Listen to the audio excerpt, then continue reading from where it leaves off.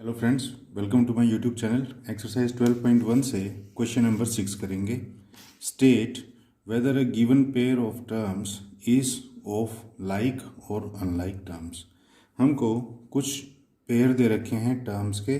हमको ये बताना है कि इनकी जो टर्म्स हैं वो लाइक हैं या अनलाइक हैं। तो फ्रेंड्स देखिए, सबसे पहले तो ये पता होना चाहिए कि लाइक टर्म्स कौन सी होती हैं और अनलाइक टर्म्स कौन सी होती हैं। मान लीजिए मैं किसी स्टेशनरी शॉप पर गया और मैं 5 पेंसिल्स लेकर के आया। फिर मुझे लगा कि ये पेंसिल्स मुझे कम रहेंगी। मैंने शॉपकीपर को बोला कि मुझे 6 पेंसिल्स और दे दीजिए। अब मान लीजिए मैंने घर आकर के मदर को हिसाब दिया और मैंने कहा कि मैं 5x लेकर के आया हूँ और मुझे कम पड़ रहे थे, इसीलिए मैं 6x और ले आया। इसका मतलब क्या हुआ? इसका मतलब ये हुआ मैंने पेंसिल्स की जगह x डिनोट कर दिया और यहाँ भी पेंसिल्स की जगह x डिनोट कर दिया। इसका मतलब ये है कि मैंने एक किसी चीज़ के लिए एक किसी अल्फ़ाबेट को इस्तेमाल कर लिया। तो इसीलिए इस पूरे सेट को हम लोग बोलते हैं अलजेब्रिक एक्सप्रेशन। अलजेब्रिक एक्सप्रेशन का मतलब ये है कि जब आप किसी आइटम को या किसी क्वांटिटी को या किसी नंबर को अलजेब्रा के रूप में दर्शाना शुरू कर देते हैं तो वो जो सेट बनता है उसको हम अलजेब्रिक एक्सप्रेशन बोलते हैं। अब मैंने आपको बताया था कि अलजेब्रिक एक्सप्रेशन के अंदर ये जो सेट है 5 मल्टीप्लाई बाई x, ये होता है एक टर्म, ये है एक दूसरी टर्म। मान लीजिए यहाँ पेंसिल्स के साथ में और इरेजर्स भी होते। मान लीजिए मैं उनको 7z के रूप में लिख लेता प्लस 8c के रूप में कोई और चौथा आइटम लिख लेता।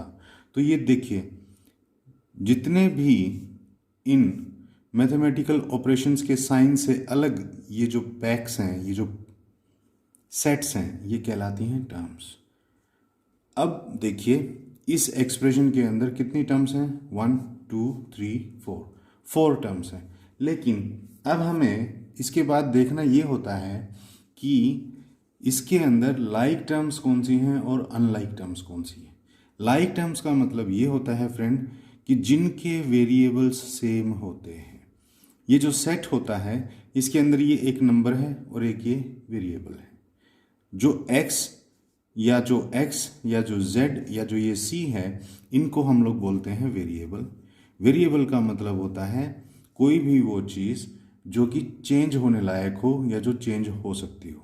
चेंज हो सकती हो इसका क्या मतलब है? इसका मतलब ये है कि यहाँ पर मैंने x माना है पेंसिल्स को। अब पेंसिल की जगह शॉर्पनर भी हो सकते हैं, शॉर्पनर की जगह इरेजर भी हो सकती है, यहाँ पे कोई बुक भी हो सकती है, यहाँ पर नोटबुक भी हो सकती है, यहाँ पे पेन भी हो सकता है। तो कहने का मतलब ये है कि x मैं किसी भी चीज़ को मान सकता हूँ। तो ये क्योंकि बार बार चेंज हो सकता है इसीलिए इसको बोला जाता है वेरिएबल। और इसके साथ जो ये मल्टीप्लिकेशन में होता है वो होता है इसका कोफिशिएंट। कोफिशिएंट का मतलब कि ये बताता है कि ये कितनी क्वांटिटीज़ हैं। जैसे यहाँ पेंसिल्स लिखा हुआ उसके साथ में है ना 5, इसका मतलब ये है कि 5 पेंसिल्स हैं। तो ऐसे ही ये बता रहा है कि 5x हैं। तो ये हो गया इसका कोफिशिएंट और ये है हमारा वेरिएबल।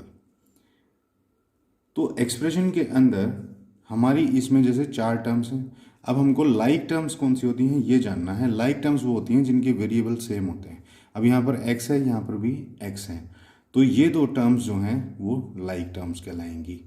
और अनलाइक टर्म्स कौन सी होती हैं? अनलाइक टर्म्स वो होती हैं जिनके वेरिएबल सेम नहीं होते। मान लीजिए मैं 2 टर्म लिखी हुई हूँ कहीं 6x प्लस 7z, तो हाँ ये अनलाइक टर्म्स हैं। क्यों? क्योंकि इनके वेरिएबल जो हैं वो अलग अलग हैं। कोफिशिएंट भले ही सेम हो, मान लीजिए यहाँ पर भी 6 होता तो भी ये अनलाइक टर्म्स होती। क्यों? क्योंकि ये वेरिएबल अलग हैं। अब ऐसे तो मैं 6 पेंसिल्स लिख दूँ प्लस में 6 पेंसिल्स लिख दूँ तो ये लाइक टर्म तो है ही। मान लीजिए यहाँ पेंसिल्स की जगह शॉर्पनर्स होता, अब ये भी 6 हैं ये भी 6 हैं, लेकिन फिर भी ये अनलाइक टर्म्स ही होती। तो बस यही कॉन्सेप्ट हमें इस्तेमाल करना है। हमें इन टर्म्स को बताना है कि ये लाइक टर्म्स हैं या अनलाइक टर्म्स हैं। देखिए फर्स्ट पार्ट के अंदर हमारे पास 2 टर्म्स हैं, एक है 1 और एक है 100। तो ये कैसी टर्म्स होंगी? लाइक टर्म्स होंगी या ये अनलाइक टर्म्स होंगी? ये लाइक टर्म्स होंगी। क्यों? क्योंकि ये दोनों ही क्या हैं, ये दोनों ही कांस्टेंट हैं। और कांस्टेंट क्या होता है, वो नंबर होता है जो किसी भी एक्सप्रेशन के अंदर बिना वेरिएबल के लिखा गया हुआ होता है।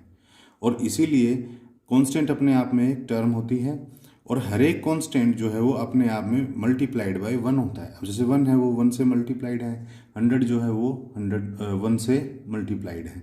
और वैसे भी ये दोनों कांस्टेंट हैं, तो ये लाइक टर्म्स कहलाएंगी।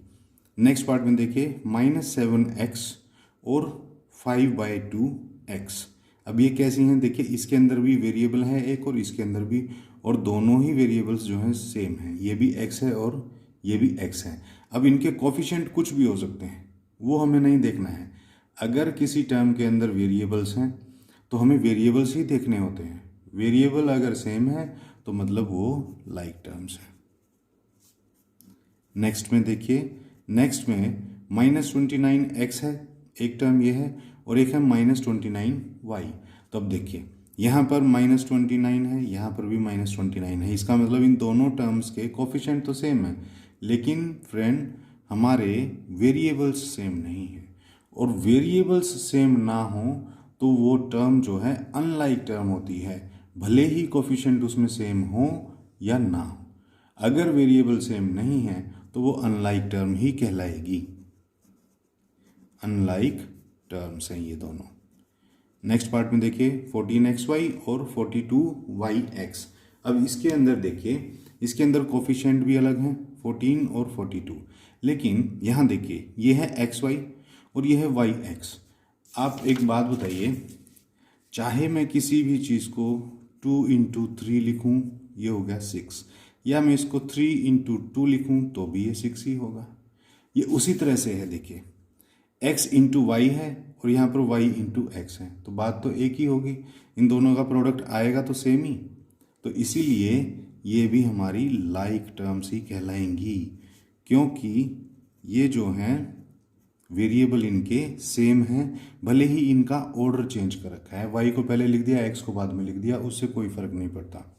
नेक्स्ट पार्ट में देखिए, 4m² एंड 4mp²। यहाँ पर देखिए हमें ध्यान देने की ज़रूरत है, कोफिशिएंट सेम है, 4 है, लेकिन यहाँ पर देखिए ये m² है और यहाँ पर p² है।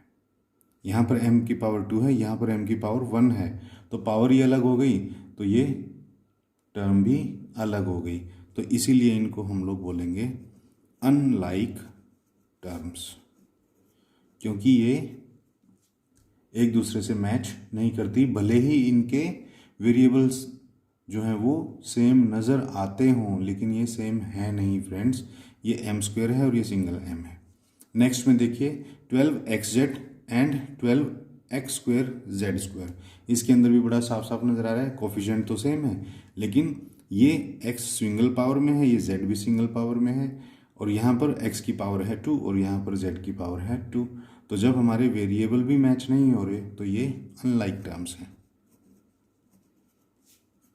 तो फ्रेंड, छोटा सा क्वेश्चन था, ये था हमारा क्वेश्चन नंबर 6। इसके अंदर हमें लाइक और अनलाइक टर्म्स ही छांट करके बतानी थी।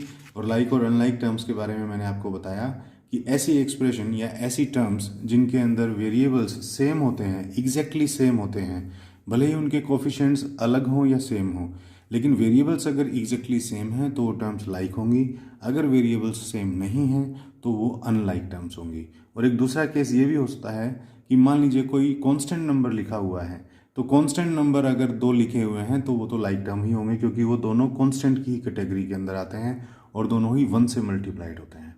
तो फ्रेंड, ये था क्वेश्चन नंबर 6। आई होप आपको अच्छे से समझ में आया होगा। अगर वीडियो अच्छा लगा हो तो प्लीज़ इस वीडियो को लाइक कर दीजिए, शेयर कर दीजिए, अपने क्लासमेट्स के अंदर शेयर कर दीजिए, और अपने इस चैनल को सब्सक्राइब कर लीजिए, क्योंकि अपने इस चैनल पर मैं 7th क्लास का math question two question complete आपको कराने वाला हूँ। तो मिलते हैं नेक्स्ट क्वेश्चन के लिए नेक्स्ट वीडियो में, तब तक के लिए थैंक्स।